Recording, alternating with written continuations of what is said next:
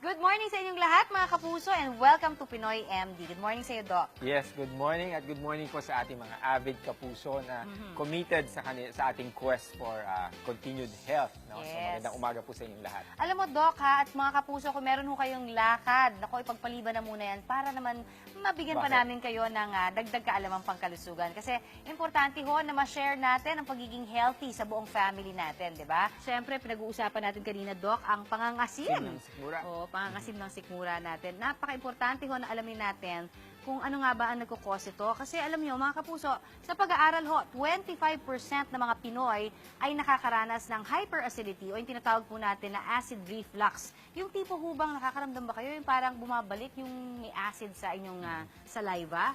Di ba? Yan ang delikado na eh. Maraming sanhin yan, Connie. No? So, well, reflux can be caused by sobrang timbang. No? Oh, So, okay. or big factor din dyan yung ating mga pagkain, yung kalidad ng ating kinakain. Yung super acidic din. Yes, oo. oo. Or minsan yung mga substances like too much na kape, Aha. or paninigarilyo. No? Yun. So those are factors, lifestyle factors na nakaka-contribute o nakakapagpalala ng hyperacidity. So ito ho, para maiwasan natin ang pangangasim ng sikmura, narito po ang solusyon namin dyan.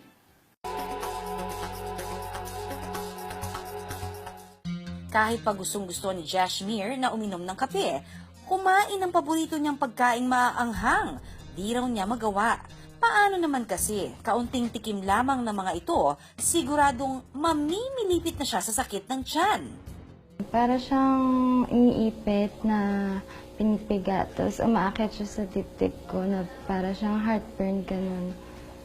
Tapos minsan nasusuka ako, kapag kumakain ako, parang ayaw nang tanggapin ng tiyan ko, ganun. Ang hinala ni Jashmir, mayroon siyang hyperacidity o yung matinding pangangasim ng sikmura. Umiinom daw siya ng antacid noon pero madalas pa rin daw bumabalik ang paghapdi ng kanyang sikmura. Kadalasan tinutulog ko na lang siya eh. Kasi pagkagising ko, wala naman na siya. Kung susuriin, natural na may acids ang ating bituka.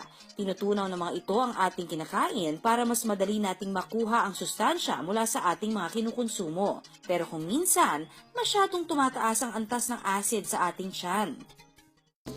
Maaaring ito'y dahil sa stress, sa pag-inom ng ilang gamot o dahil sa paninigarilyo. Pwede rin dahil sa pagkain na maaanghang o kaya naman ng mga mamantikang pagkain. Para mas maipaliwanag ng mabuti, narito ang ginawa naming experiment. Halimbawa, ang soft drink na ito ay ang acid sa ating tiyan. Ang mga nagpapataas ng level nito ang isang mint candy. Kapag nilagay ang candy sa soft drink, nagkakaroon ng reaksyon ang likido. Ganito rin ang nangyayari kapag nakakaranas ng acid dyspepsia o yung kadalasang tinatawag nating hyperacidity. Dinala namin si Jashmir kay Dr. Carlo Lazaro, isang gastroenterologist o espesyalista sa ating digestive system, upang masuri ang kanyang kondisyon. Well, Jasmir, yung nararamdaman mo is tama ka, hyperacidity. No? Ang hyperacidity ay symptom nararamdaman ng isang tao, pero hindi ito mismo yung sakit na nararamdaman mo. Ang nararamdaman mo ay yung tinatawag nating GERD or gastroesophageal reflux disease. No? So, ibig sabihin, parang bumabalik yung acid from sa stomach, paakyat ng iyong esophagus. Paliwanag ni Dr. Lazaro, acid dyspepsia ang pangangasim at paggulo ng tiyan.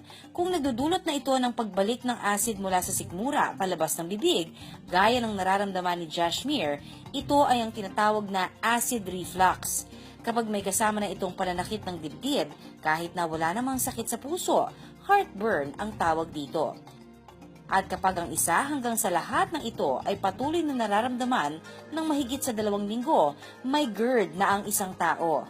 Ang nangyayari is bumabalik yung acid from the stomach to the esophagus. Usually, ang problema dyan is yung tinatawag nating lower esophageal sphincter. Dapat kasi yung daanan ng pagkain at yung dugtungan nun sa tiyan, meron yung parang sphincter or humaharang. No? Kapag ka ito ay lumuwag, yung lower esophageal sphincter natin, ang nangyayari is reflux. Para matukoy kung may GERD, mahalagang pumunta sa isang espesyalista. Siya ang gagawa ng upper gastrointestinal endoscopy test sa pasyente.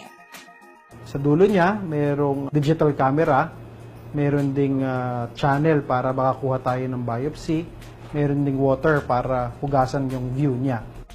Para magawa ang endoscopy test, padadaanin sa bibig ng pasyente ang isang aparato hanggang umabot sa sikmura. Usually, mayroong pinapasok na instrumento galing sa bibig, papasok dito sa daanan ng pagkain or esophagus, papasok dito sa kanyang stomach or sa kanyang tiyan para makita natin kung mayroong mga ulcers, kung mayroong mga polyps, mayroong bukol, or mayroong infection. Umaabot yung ating scope hanggang dito sa first portion ng ating maliit na bituka. No? Pwede rin tayong kumuha ng sample kung mayroong infection yung patient. No? Outpatient procedure lang ito at mga 10 to 15 minutes lang. Tapos na. Nagkakahalaga ng 5,000 to 6,000 pesos ang procedure na ito. Para makaiwas sa GERD at sa mga sintomas nito, huwag gawin o kainin ng mga pupwedeng magpataas ng acid sa sikmura. Huwag uminom ng kape o kaya naman kumain ng hilaw na sibuyas o kamatis na kapagpapataas kasi ang mga ito ng gastric acid. Huwag mahiga pagkatapos kumain. Mag-ehersisyo upang gumanda ang daloy ng dugo sa katawan at matulog ng sapat. Bukod sa pag-inom ng antacid, mayroon ding mga home remedy na maaaring subukan para di masyadong sumakit ang nangangasim na tiyan. Uminom ng malamig na gatas o kaya ng tubig na may baking soda. Pwede rin kumain ng ice cream at ng saging. Kapag pinabayaan, pwedeng magdulot ng mas malalang sakit sa esophagus ang GERD. Kaya huwag baliwalain ang pangangasim at paggulo ng tiyan. Kung lagi na itong nararamdaman, magpakonsulta na agad sa doktor.